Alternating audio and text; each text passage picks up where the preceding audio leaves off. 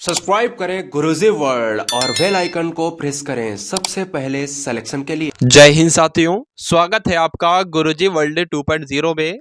साथियों, सामान्य ज्ञान का एक ऐसा मॉक टेस्ट होने जा रहा है जो आपकी तैयारी को और भी करेगा मजबूत। अगर आपकी साथियों कोई भी कॉम्पिटिटिव एग्जाम होने वाला है, कोई भी परीक्षा होने वाली है, तो इस मॉक टेस्ट को आप लोग देख कर जाइएगा। इन सभी क्वेश्चंस को आप लोग देख कर जाइएगा। कई सारे क्वेश्चंस आपको आपकी आने वाली परीक्षा में देखने को मिलेंगे। तो साथियों 50 क्वेश्चंस यहाँ पर हम लोग इस मॉक टेस्ट के माध्यम से देखेंगे। और पहला क्वेश्चन साथियों आपकी स्क्रीन पर है कि चंद्रगुप्त द्वितीय को और किस नाम से जाना जाता था। तो चंद्रगुप्त द्वितीय को और किस नाम से जाना जाता है? विक्रमादित्य के नाम से जाना जाता है। आप सभी लोग ध्यान रखेंगे। तो जो लोग भी यहाँ पर ऑप्शन नंबर सी के साथ हैं, आप सभी का उत्तर बिल्कुल करेक्ट हो जाता है। आपसे एक प्रश्न साथियों पूछा जाता है कि बताइए कि वाराह मिहिर नाम आपने सुना होगा, धनवंतरी आपने नाम सुना होगा। तो ये वाराह मिहिर है और धनवंतरी है, ये किसके दरबार में रहते थे? यानी कि किसके दरबार के ये विद्वान थे? तो विक्रमादित्य के दरबार के ये विद्वान थे। ये भी आप लोग ध्यान रखेंगे। अगले नंबर का प्रश्न देखिए कि गीत गोविंद के लेखक आपसे पूछे जा रहे हैं, कौन है भाई? तो गीत गोविंद के लेखक कौन है? तो आपको यहाँ पर ध्यान रखना है। जयदेव की बात करें तो ये गीत गोविंद के लेखक हैं। तो जिनका आंसर ऑप्शन नंबर ए के साथ जा रहा है, बिल्कुल करेक्ट आंसर है आपका भी। बहुत बढ़िया, वेरी गुड क्लास। अगले नंबर का साथियों आप लोग प्रश्न देख सकते हैं कि कौन सी लड़ाई में मोहम्मद गौरी में किस लड़ाई में मोहम्मद गौरी के लिए दिल्ली क्षेत्र को खोल दिया गया था? तराइन की पहली लड़ाई में, दूसरी लड़ाई में, खानवा की लड़ाई में, पानीपत की पहली लड़ाई में बताने की कोशिश करेंगे। देखिए साथियों, तो बात करें यहाँ पर तराइन की जो पहला युद्ध हुआ था वो 1191 में हुआ था। तराइन का दूसरा युद्ध जो हुआ था वो 1192 में हुआ था। ये बात आपको ध्यान रखना है। किसके किसके बीच हुआ था? बात करें मोहम्मद गौरी और पृथ्वीराज चौहान के बीच हुआ था। बात करें दूसरी लड़ाई जो हुई थी तराइन की, ये किसके बीच हुई थी? ये भी मोहम्मद गौरी और पृथ्वीराज चौहान के बीच हुई थी। यहाँ पर साथियों आपसे पूछा जा रहा है कि कौन सी लड़ाई में मोहम्मद गौरी के लिए दिल्ली क्षेत्र खोल दिया गया था? तो तराइन की जो दूसरी लड़ाई हुई थी, जिसको 1192 में जो कि हुई थी, इसमें मोहम्मद गौरी के लिए दिल्ली क्षेत्र को खोल दिया गया था। तो राइट आंसर आपका ऑप्शन नंबर बी हो जाता है। अब उसके बाद देखिए साथियों, इस नंबर यानी कि अगले नंबर का प्रश्न आपकी स्क्रीन के ऊपर है। यहां पर आपको बताना है कि निम्नलिखित में से कौन सी घटनाएं कालक्रम के अनुसार हैं। तो यहां पर बात करें, देखिए सबसे पहले अगर बात करें तो सविनय अवज्ञा आंदोलन कब किया गया था? तो ये तो साथियों 1930 में हुआ था, ये आपको मालूम होना चाहिए। उसके बाद बात करें भारत छोड़ो आंदोलन, ये कब हुआ था? तो ये तो 1942 में हुआ था, ठीक है। अगर कैबिनेट मिशन प्लान की बात करें तो ये साथियों कब आया था? तो आप सभी लोग जानते होंगे कैबिनेट मिशन भारत जो है वो आपका कब बना था? ये 1946 में बना था। 1946 में साथियों ये प्लान बना था। तो क्रम तो ऑप्शन नंबर ए वाले में ही लग रहा है। कैबिनेट मिशन यहाँ पर 1946 में, फिर सविनय अवज्ञा आंदोलन 1930 में। ये गलत हो जाएगा, ये गलत हो जाएगा। तो साथियों यहाँ पर आपका राइट आंसर जो होगा, यानी कि कालक्रम के अनुसार कौन सी घटनाएं लगी हुई हैं, जो ऑप्शन नंबर ए में है, यही बिल्कुल करेक्ट कालक्रम के अनुसार लगी हुई हैं। तो यही आपका बिल्कुल करेक्ट आंसर हो जाएगा। देखिए बात करें, कोई भी आपकी परीक्षा होती है तो उसमें 3 प्रकार के प्रश्न पूछे जाते हैं। बहुत ही आसान आसान, थोड़े से मुश्किल और थोड़े से हार्ड। ठीक है, चलिए। यानी कि सिंपल, मॉडरेट और हार्ड क्वेश्चन पूछे जाते हैं। उसी प्रकार का ये आपके सामने यहाँ पर जो है वो प्रैक्टिस सेट कह सकते हैं इसको हम लोग। तो 50 क्वेश्चंस में से आप लोग एक बार बताने की कोशिश जरूर करेंगे कि कितने क्वेश्चंस आपके बिल्कुल करेक्ट हुए। कथकली किस राज्य का प्रमुख नृत्य है, ये आपको बताना है। तो साथियों मैं आपको कई बार बता चुका हूं, कथकली की बात करें तो ये केरल का एक नृत्य है। अगर किसी नृत्य के अंत में अट्टम अट्टम आ जाए, जैसे कि मयट्टम है और कई सारे नृत्य हैं जिनके लास्ट में अट्टम अट्टम आता है, तो वो सारे नृत्य कहाँ के हैं, कहाँ पर किए जाते हैं? केरल में किए जाते हैं। तो इसलिए राइट आंसर जो होगा वो ऑप्शन नंबर बी हो जाता है। अब अगले नंबर का प्रश्न देखिए और बताने की कोशिश कीजिए इस प्रश्न का बिल्कुल सही उत्तर क्या है।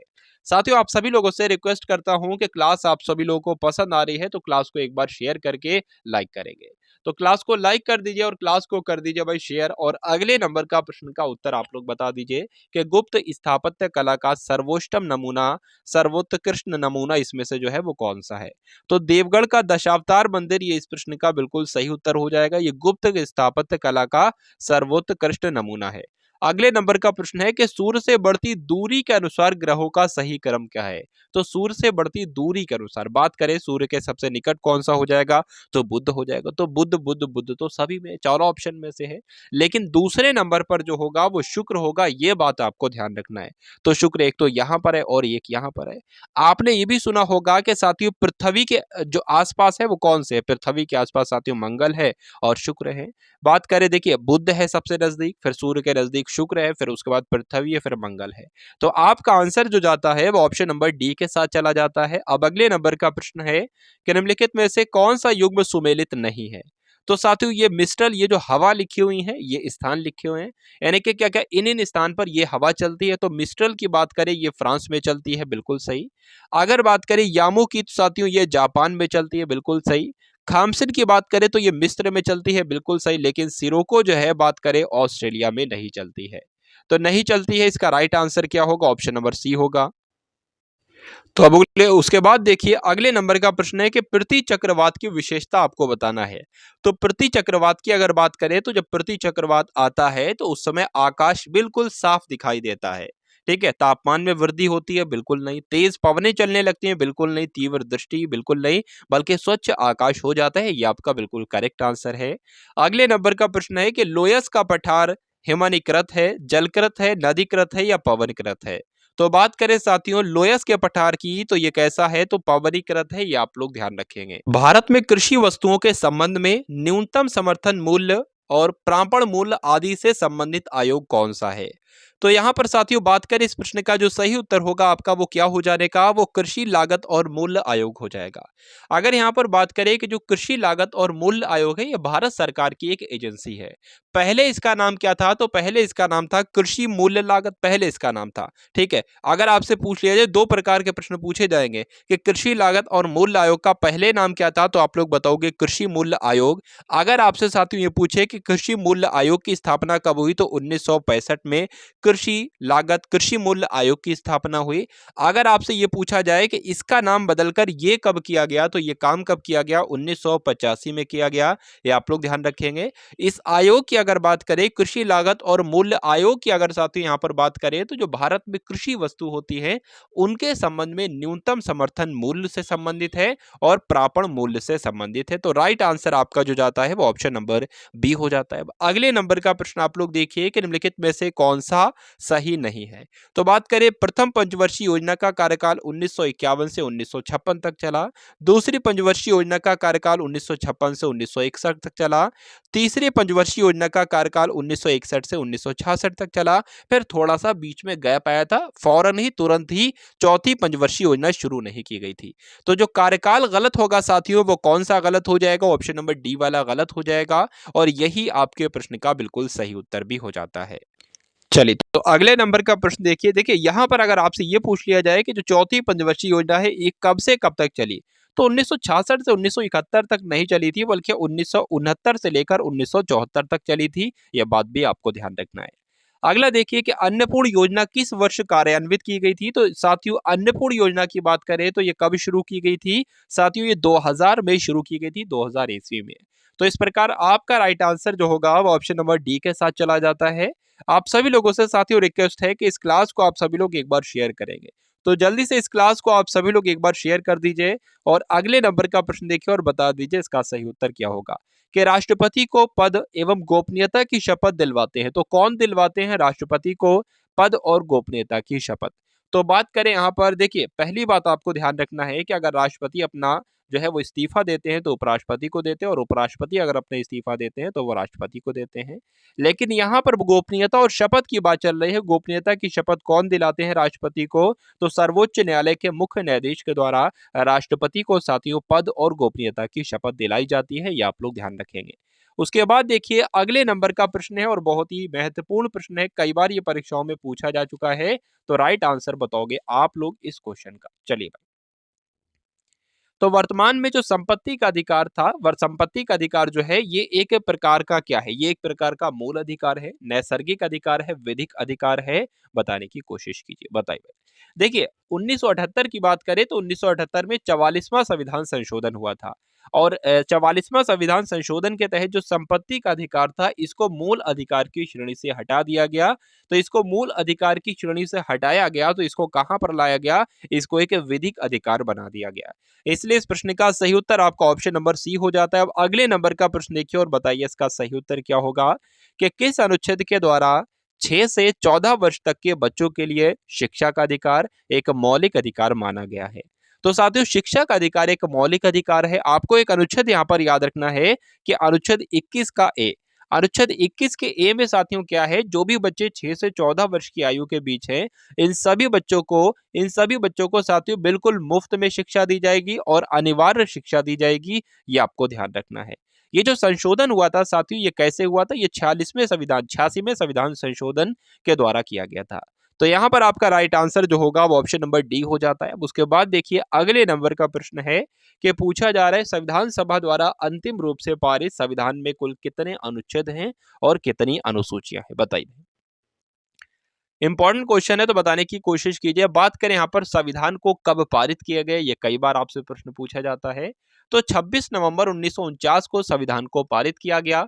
26 नवंबर को ही इसीलिए संविधान दिवस भी मनाया जाता है। तो हम लोग थे संविधान को जब पारित किया गया साथियों तो क्या किया गया, उस समय कितने थे, उस समय 22 भाग थे, 395 अनुच्छेद थे और 8 अनुसूचियां थी। लेकिन अभी की बात करें तो 22 भाग हैं, 395 अनुच्छेद हैं, लेकिन अनुसूचियां कितनी हो गई हैं, 8 से 12 अनुसूचियां हो गई हैं। यह बात आपको ध्यान रखना है। तो यहां पर साथियों बात करें इस क्वेश्चन का राइट आंसर क्या होगा, यहां पर अगर बात करें साथियों प्रश्न का सही उत्तर फटाफट बताने की कोशिश करेंगे। चलिए तो मूल संविधान की यहां पर बात की जा रही है तो 8 हो जाएगा भाई, 8 अनुसूचियां हो जाएगी। चलिए उसके बाद देखिए अगले नंबर का प्रश्न है कि भारतीय संविधान के किस भाग को भीमराव अंबेडकर ने अनुच्छेद 32 में हृदय तथा उसकी आत्मा की संज्ञा दी, बताई भाई। यहाँ पर आपके इस क्वेश्चन का राइट आंसर क्या होगा, मौलिक अधिकार प्रस्तावना हो जाएगा, संवैधानिक उपचारों का अधिकार हो जाएगा या आपका संशोधन प्रक्रिया हो जाएगा। तो जिनका भी आंसर ऑप्शन नंबर सी के साथ जा रहा है बिल्कुल करेक्ट आंसर भाई, बहुत बढ़िया, वेरी गुड क्लास। अगले नंबर का प्रश्न देखिए कि एन एरिया ऑफ डार्कनेस ये किसकी रचना है। तो एन एरिया ऑफ डार्कनेस ये किसकी रचना है, नायपॉल की रचना है, ये आप लोग ध्यान रखेंगे। वी एस नायपॉल की रचना क्या है, एन एरिया ऑफ डार्कनेस है। चलिए भाई अगला प्रश्न देखिए और बताइए इसका राइट आंसर। यहाँ पर साथियों एक प्रश्न आपसे ये बनता है कि बताइए भाई कि वी एस नायपॉल की ऐसी कौन सी पुस्तक है, ऐसी कौन सी है जो कि एक यात्रा वृत्तांत है। तो एन एरिया ऑफ डार्कनेस जो है ये क्या है, ये एक यात्रा वृत्तांत ही तो है और किसका है, वी एस नायपॉल का है। उसके बाद देखिए कि मूत्र का पीला रंग किसकी मौजूदगी के वजह से होता है, मूत्र का पीला रंग किसकी मौजूदगी की वजह से होता है, ये आपसे पूछा जा रहा है। तो यूरिक्रोम की वजह से होता है, ये आप लोग ध्यान रखेंगे, यूरोक्रोम की वजह से। तो ऑप्शन नंबर डी के साथ साथियों जिनका उत्तर जा रहा है बिल्कुल करेक्ट आंसर है आपका। उसके बाद देखिए अगले नंबर का प्रश्न है, यहाँ पर आपसे पूछा जा रहा है कि जंग से बचाने के लिए लोहे पर जस्ते की परत जो चढ़ाई जाती है इसको कहा क्या जाता है। तो इसको क्या कहा जाता है, गैल्वेनाइजेशन कहा जाता है, गैल्वेनाइजेशन। तो इस प्रकार इसका राइट आंसर जो होगा वो ऑप्शन नंबर डी होगा और जो लोग भी ऑप्शन नंबर डी के साथ हैं बिल्कुल करेक्ट आंसर है आपका। उसके बाद देखिए कि रेल की पटरियां अपने वक्रों पर किस कारण से बैक की गई होती हैं, बताइए भाई। किस कारण से बैक की गई होती है, तो रेलगाड़ी के भार के क्षैतिज घटक से आवश्यक अपकेंद्रीय बल प्राप्त किया जा सकता है, गलत हो जाएगा। उसके बाद लिखा हुआ है कि रेलगाड़ी के पहियों और पटरियों के बीच किसी प्रकार का घर्षण बल उत्पन्न नहीं होता है, तो ये भी गलत। रेलगाड़ी के भार के क्षैतिज घटक से आवश्यक अपकेंद्रीय अभिकेंद्रीय बल प्राप्त किया जा सकता है, तो ये आपका बिल्कुल सही हो जाएगा और सही हो जाएगा तो यही आपका बिल्कुल करेक्ट आंसर भी हो जाएगा। उसके बाद देखिए कि उत्तर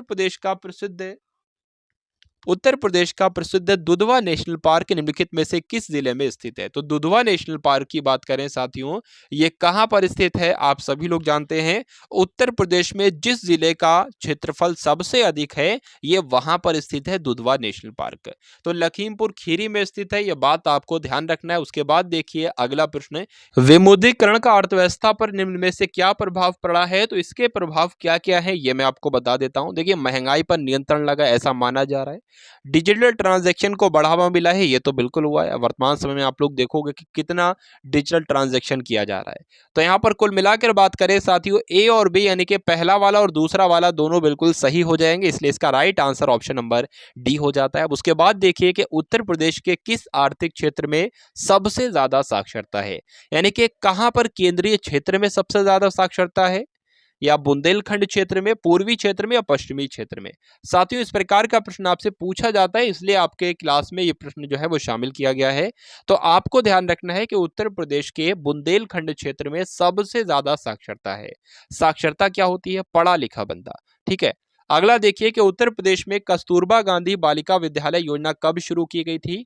तो इंपॉर्टेंट योजनाएं भी आपसे आपकी परीक्षा में पूछी जाती हैं। तो उत्तर प्रदेश में जो कस्तूरबा गांधी बालिका विद्यालय योजना शुरू की गई, वह 2004 में शुरू की गई। तो इसलिए इसका राइट आंसर आपका ऑप्शन नंबर डी हो जाता है। अगले नंबर का प्रश्न है कि उत्तर प्रदेश के पहले राज्यपाल कौन थे, बताए भाई। चलिए, उत्तर प्रदेश के पहले राज्यपाल की अगर यहां पर बात करें तो यहां पर इस प्रश्न का सही उत्तर आपका क्या हो जाता है? सरोजिनी नायडू के साथ चला जाए। निम्नलिखित में से पुलिस व्यवस्था में सुधार के लिए श्रेष्ठ उपायों में से कौन सा, यानी कि पुलिस व्यवस्था में अगर आपको सुधार करना हो तो इसमें से कौन सा उपाय आपको बिल्कुल सही लगेगा? पर्याप्त पुलिस फोर्स की उपलब्धता के लिए सभी रिक्त पदों की पूर्ति करना, क्या ये एक बेहतर उपाय हो सकता है? नए पदों का सृजन व यथाशीघ्र उनकी नियुक्ति करना, क्या ये बिल्कुल सही जवाब का हो सकता है? जनता की समस्याओं के प्रति संवेदनशीलता व मानवीय व्यवहार, ये हो सकता है? या कार्य परिस्थितियों में सुधार, पर्याप्त वेतन व सुविधाएं? देखिए, बात करें अगर हम लोग यहाँ पर जो प्रश्न आपसे पूछा गया है कि पुलिस व्यवस्था में सुधार करना है, उसके लिए कौन सा उपाय सही होगा। अब यहाँ पर सिर्फ 4 ऑप्शन दिए गए हैं, ऐसा भी नहीं कि उपयुक्त तो सभी वाला ऑप्शन होता। तो इसमें से जो सबसे उपयुक्त तो आपको ऑप्शन लगेगा वो आपका उत्तर होगा। देखिए, यथाशीघ्र नियुक्तियां करना ये पॉसिबल नहीं है। अगर पॉसिबल नहीं है तो क्या करेंगे? फोर्स की उपलब्धता के लिए सभी रिक्त पदों की पूर्ति करना, ये इतना अच्छा मुझको नहीं लग रहा है। लेकिन जो सबसे सही यहाँ पर बैठ रहा है, उपयुक्त बैठ रहा है हर पड़ाव से, तो जनता की समस्याओं के प्रति संवेदनशीलता व मानवीय व्यवहार तो यहाँ पर आपका राइट आंसर जो होगा वो ऑप्शन नंबर सी के साथ चला जाएगा। साथियों, कई बार परीक्षा में आपके सामने ऐसी परिस्थिति आ जाएगी कि चारों ही ऑप्शन आपको कभी कभी सही लगेंगे, ठीक है, या 3 ऑप्शन आपको कभी कभी सही लगेंगे, लेकिन उत्तर तो उसमें से एक ही होगा ना। तो उसमें से सही निर्णय लेने के लिए आपको ये करना है कि उन 3 ऑप्शंस में से जो सबसे सही आपको लग रहा है, जो बिल्कुल परफेक्ट आपको लग रहा है, सबसे ज्यादा आपको लग रहा है कि हाँ ये उत्तर हो सकता है, तो वहां पर वो आपको लगाना है उत्तर। ठीक है, चलिए। तो 30वें नंबर का प्रश्न है कि जिले में आपराधिक प्रशासन का प्रमुख कौन होता है। तो जिले में आपराधिक प्रशासन का प्रमुख कौन होता है साथियों? जिला मजिस्ट्रेट होता है। तो जिला मजिस्ट्रेट यानी कि ऑप्शन नंबर 20 प्रश्न का बिल्कुल सही उत्तर है। उसके बाद देखिए कि निम्नलिखित में से कौन अधिकतम ध्वनि प्रदूषण का कारण है। तो सबसे ज्यादा ध्वनि प्रदूषण की वजह क्या है साथियों, ये आपसे पूछा जा रहा है। भारी ट्रक यातायात, निर्वाचन सभाएं, पॉप संगीत। देखिए, पॉप संगीत की बात करें तो ये तो एक रूम में या एक जगह पर हो रहे हैं, तो ये अधिकतम, यहाँ पर अधिकतम लिखा हुआ, ध्यान दीजिएगा। तो ये अधिकतम ध्वनि प्रदूषण का कारण नहीं हो सकती। भारी ट्रक यातायात भी हम लोग इसको नहीं कह सकते। ठीक है, निर्वाचक जो सभाएं होती हैं ये भी नहीं कह सकते, लेकिन जेट उड़ान इस प्रश्न का बिल्कुल करेक्ट आंसर। ठीक है, क्योंकि ये भारी ट्रक यातायात की बात करें तो एक सीमित क्षेत्र होगा, ये उसके आसपास ही ध्वनि प्रदूषण होगा। लेकिन यहाँ पर जो अधिकतम शब्द यहाँ पर इस्तेमाल किया गया है, इस वजह से उत्तर ही इसका बिल्कुल चेंज हो गया है। तो जेट उड़ान इस प्रश्न का बिल्कुल करेक्ट आंसर है। अब उसके बाद देखिए कि घड़ियाल प्रोजेक्ट किस नदी में स्थापित किया गया है। इंपॉर्टेंट क्वेश्चन है। तो बात करें घड़ियाल प्रोजेक्ट की तो साथियों ये चंबल नदी में स्थापित किया गया है। ये मोस्ट इंपॉर्टेंट प्रश्न है, आप सभी लोग याद रखेंगे। अब उसके बाद देखिए कि भूटान देश की राजधानी क्या है और भूटान देश की मुद्रा क्या है। 2 सवालों के आपको जवाब यहाँ पर देने हैं। तो भूटान की अगर बात करें राजधानी की, तो राजधानी है थिम्पू है। और भूटान की मुद्रा की बात करें तो साथियों गुलतरुम कहीं पर, गुलम कहीं कहीं पर हो सकता है लिखी हो, लेकिन गुलतरुम कहीं कहीं पर लिखी होती है। ठीक है, तो भूटान देश की राजधानी थिम्पू हो जाए, क्योंकि ये उत्तर जो पहचाना गया है वो थिम्पू से ही पहचाना गया है। तो यहाँ पर गुलतरम कहीं कहीं पर लिखा होता है साथियों। तो ऑप्शन नंबर ए आपके इस प्रश्न का बिल्कुल करेक्ट आंसर है। अब उसके बाद देखिए कि प्रवासी भारतीय दिवस कब मनाया जाता है। तो प्रवासी भारतीय दिवस साथियों कब मनाया जाता है? 9 जनवरी को मनाया जाता है। तो अगर आपका भी उत्तर यहाँ पर ऑप्शन नंबर बी के साथ है तो बिल्कुल करेक्ट है। अगले नंबर का प्रश्न है कि टेलीफोन की खोज किसके द्वारा की गई। टेलीफोन की खोज किसके द्वारा की गई? ये प्रश्न साथियों यहाँ पर आपसे पूछा जा रहा है, तो बताने की कोशिश करेंगे। यहाँ पर आपका राइट आंसर जो होगा वो ग्राहम बेल हो जाएगा। तो जो लोग भी यहाँ पर ऑप्शन नंबर बी के साथ है, सॉरी ए के साथ है, उन सभी का बिल्कुल करेक्ट आंसर है। अब उसके बाद देखिए कि गायत्री मंत्र का उल्लेख किस वेद में मिलता है? गायत्री मंत्र का उल्लेख, तो गायत्री मंत्र के उल्लेख की अगर हम लोग बात करें तो साथियों ये तो ऋग्वेद में मिलता है। तो राइट आंसर आपका जो हो सकता है वो ऑप्शन नंबर सी हो जाता है। अब उसके बाद देखिए कि इंग्लैंड के हाउस ऑफ कॉमन्स के द्वारा भारत के किस गवर्नर जनरल पर महाअभियोग चलाया गया था? वॉरेन हेस्टिंग पर, कॉर्नवालिस पर, वेलेजली पर या विलियम बेंटिक पर? तो वॉरेन हेस्टिंग का नाम आपको ध्यान रखना है साथियों, ये प्रश्न आपसे पूछा जाता है कि इंग्लैंड के हाउस ऑफ कॉमन्स के द्वारा भारत के वॉरेन हेस्टिंग जो कि गवर्नर जनरल हैं, इन पर महाअभियोग चलाया गया था। ऑप्शन नंबर ए बिल्कुल करेक्ट आंसर। उसके बाद देखिए कि अंग्रेजों के द्वारा कलकत्ता में जो दुर्ग का नाम क्या है, यानी कि जो दुर्ग बनाया गया है, निर्मित दुर्ग है, इसका नाम क्या है, ये आपसे पूछा जा रहा है। तो फोर्ट विलियम आपको ध्यान रखना है, फोर्ट विलियम इसका राइट आंसर हो जाएगा। किसके द्वारा बनवाया गया फोर्ट विलियम? अंग्रेजों के द्वारा बनवाया। कई बार पूछा जा चुका है कि फोर्ट विलियम कहां पर स्थित है, तो कोलकाता में स्थित है। ये दोनों बातें आप लोग ध्यान रखेंगे। अब उसके बाद देखिए कि सिखों के अंतिम गुरु के बारे में यहाँ पर आपसे पूछा जा रहा है। तो जो सबसे ज्यादा नाम आपको ध्यान हो वही सिख के अंतिम गुरु और 10वें गुरु हैं। पूछा जाए सिख धर्म में कितने गुरु आए, तो साथियों कितने आए? 10 गुरु आए। सबसे पहले गुरु कौन थे? तो गुरु नानक देव सबसे पहले गुरु थे। सबसे अंतिम गुरु कौन थे? तो सबसे अंतिम गुरु गुरु गोविंद सिंह थे। ये 3 बातें आप लोग ध्यान रखेंगे। चलिए, उसके बाद देखिए कि गंगा को उत्तर से दक्षिण ले जाने वाला चोल राजा कौन सा है? बताइए भाई। यहाँ पर आपका राइट आंसर जो होगा वो क्या हो सकता है? राजेंद्र के बारे में आपको ध्यान रखना है। गंगा को उत्तर से दक्षिण ले जाने वाला जो चोल शासक था, राजेंद्र उसका नाम था। अब अगला नंबर देखिए कि निम्न में से कौन सा युग्म सुमेलित नहीं है? तो बात करें साथियों कौन सा युग्म सुमेलित नहीं है, यहाँ पर उससे महत्वपूर्ण बातें लिखी हैं कि जो राजतरंगिणी की रचना की है वो कल्हड़ ने की है, पृथ्वीराज रासो की रचना की है वो चंद्र बरदाई ने की है, अभिज्ञान शकुंतलम की रचना की है वो कालिदास ने की है, लेकिन अमुक्तमाल्यद की रचना भवभूति ने नहीं की है बल्कि कृष्णदेव राय ने की है। तो इसका राइट आंसर जो होगा वो ऑप्शन नंबर डी हो जाता है। बहुत बढ़िया, वेरी गुड क्लास। अब उसके बाद देखिए कि तंजौर का जो बृहदेश्वर मंदिर है इसका निर्माण किसके द्वारा करवाया गया था? तंजौर के बृहदेश्वर मंदिर की बात करें तो इसका निर्माण जो करवाया गया था वो राजराज प्रथम के द्वारा करवाया गया था। इसलिए इसका राइट आंसर जो होगा वो ऑप्शन नंबर बी के साथ चला जाता है। अगला नंबर देखिए कि चार मीनार आपने नाम सुना होगा। चार मीनार कहां पर स्थित है? सिकंदराबाद में, हैदराबाद में, औरंगाबाद में या गाजियाबाद में? तो अगर आपसे ये प्रश्न पूछ लिया जाए तो हैदराबाद के बारे में आप लोग ध्यान रखेंगे। चार मीनार कहाँ पर स्थित है? हैदराबाद में स्थित है। अब उसके बाद देखिए कि कौन सा पर्वत हिमालय श्रृंखला का अंग नहीं है, लेकिन उससे महत्वपूर्ण बात है कि हिमालय श्रृंखला का अंग अरावली है, आपको ध्यान रखना है। उसके अलावा आप लोग ध्यान रखेंगे काराकोरम है। उसके अलावा आप लोग ध्यान रखेंगे कि हिंदू कुश है, लेकिन कुनलुन जो है वो नहीं है हिमालय श्रृंखला का अंग। अगले नंबर का प्रश्न है कि भारत के पूर्वी तट पर स्थित पत्तन कौन सा है? भारत के पूर्वी तट पर स्थित पत्तन कौन सा है? बात करें तो पाराद्वीप है और हल्दिया है। इसलिए राइट आंसर जो होगा वो ऑप्शन नंबर डी हो जाता है। उसके बाद देखिए कि भारत में अधिकतम कृषि योग्य क्षेत्र घेरने वाली फसल कौन सी है? बताइए। यानी कि भारत में जो सबसे ज्यादा क्षेत्र घेर रही हो ऐसी आपको बताना है कौन सी फसल है, कौन सी कृषि है। तो सबसे ज्यादा क्षेत्रफल पर जो फसल उगाई जाती है वो साथियों चावल है। और चावल सबसे ज्यादा कहाँ पर है? तो पश्चिम बंगाल में है। और बात करें इसका गेहूं का सबसे ज्यादा उत्पादन कहाँ होता है? तो उत्तर प्रदेश में होता है। ये दोनों बातें भी आप लोग ध्यान रखेंगे। अब उसके बाद देखिए कि यूएसए की राजधानी किस नदी के किनारे पर स्थित है? यूएसए की राजधानी, सबसे पहले तो यूएसए की राजधानी कौन सी है? अमेरिका की राजधानी कौन सी है? तो वॉशिंगटन डीसी है। तो वॉशिंगटन डीसी शहर जो है वो कौन सी नदी के किनारे पर स्थित है? तो आपका उत्तर यहाँ पर जो होगा वो पोटोमैक नदी के किनारे पर स्थित होगा। ये आप लोग ध्यान रखेंगे। अब उसके बाद देखिए अगले नंबर का साथियों प्रश्न है कि जिस ग्रामीण रोजगार कार्यक्रम के द्वारा प्रत्येक परिवार के कम से कम एक व्यक्ति को रोजगार देने का लक्ष्य रखा गया है, उस कार्यक्रम का नाम आपको बताना है, उस योजना का नाम आपको बताना है। तो उस योजना की अगर हम लोग बात करें यहाँ पर तो जवाहर रोजगार योजना किससे संबंधित है? जवाहर रोजगार योजना का उद्देश्य है कि प्रत्येक परिवार के कम से कम एक व्यक्ति को रोजगार दिया जाए। बात करें जवाहर रोजगार योजना कब शुरू की गई थी? तो 1989 को शुरू की गई थी। ये भी आप लोग ध्यान रखेंगे। अगले नंबर का प्रश्न देखिए कि प्रथम पंचवर्षीय योजना में सर्वोच्च प्राथमिकता किसे दी गई थी। तो दूसरी की अगर बात करें, दूसरी में किसे दी गई थी, तो इसका उत्तर आपको बताना है। अगर पहली की बात करें तो पहली में तो साथियों पहली पंचवर्षीय योजना जो कि 1951 से 1955 तक चली थी, इसमें जो 1900 प्रथम पंचवर्षीय योजना में सर्वोच्च प्राथमिकता किसे दी गई थी? कृषि को, उद्योग को, व्यापार को, वाणिज्य को। तो बात करें सबसे पहले जो पहली पंचवर्षीय योजना शुरू की गई, इसका कार्यकाल 1951 से 1956 तक था। प्रथम पंचवर्षीय योजना कौन से मॉडल पर आधारित थी आपसे पूछा जाता है, तो हेरोल्ड डोमर मॉडल पर आधारित थी, आप लोग ध्यान रखेंगे।